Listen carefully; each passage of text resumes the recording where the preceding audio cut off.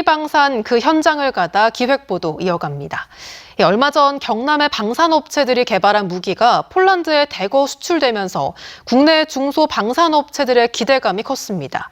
그런데 이번 수출이 30조 원대 이르는 역대 최대 규모 수출이란 사실이 무색하게 경남 방산업체들에게 돌아가는 수주 효과는 크지 않다는데요.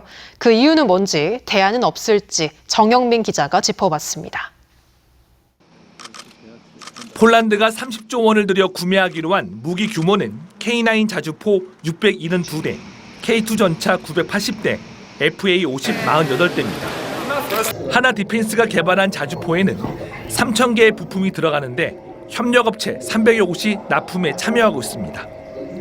현대 로템이 개발한 K2 전차는 협력업체 1,400여 곳이 부품 6,400까지 37,000개 이상을 만들고 있습니다.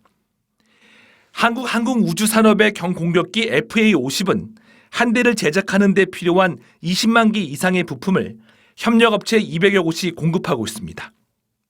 항공무기체계 같은 경우는 정말 앞으로 이제 KF-21 같은 경우는 경남 지역에 20조 원이 넘는 경제 창출 효과도. 하지만 무기를 수출하는 경우 경남 중소방산업체들의 참여하는 비율은 10%도 안 되는 것으로 나타났습니다. 장비 생산은 지역의 대기업이 하지만 부품의 절반 이상은 다른 지역이나 해외 기업에서 수급하고 있기 때문입니다. 특히 폴란드 수출은 무기 대금의 대부분을 나토 회원국들이 지불하는 만큼 미국과 영국 등 회원국 부품을 구매해야 하는 것으로 알려졌습니다. 전투기는 볼트 하나를 납품하려 해도 미국이나 유럽 항공청으로부터 인증을 받아야 하는 등 진입 장벽이 높아 중소기업들은 엄두도 못 내는 실정입니다.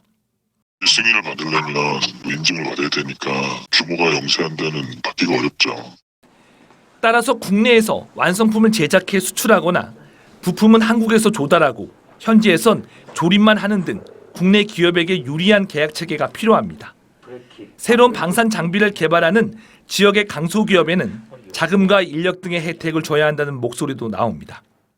5년간 우리 한국 국내에 있는 부품들을 전체적으로 당신들한테 공급을 해서 당신들은 조립만 할 수 있도록 하고 그다음부터는 자체에서 생산을 하라 한다든지. 최근 국내 방산 장비 사업이 종료되면서 매출 하락세를 겪고 있는 국내 중소방산업체들. 호주와 폴란드 등 추가 무기 계약이 예고된 가운데 앞으로의 수출 성과가 방산 기업들의 수주 효과로 이어질 수 있을지 주목됩니다. MBC 뉴스 정영민입니다.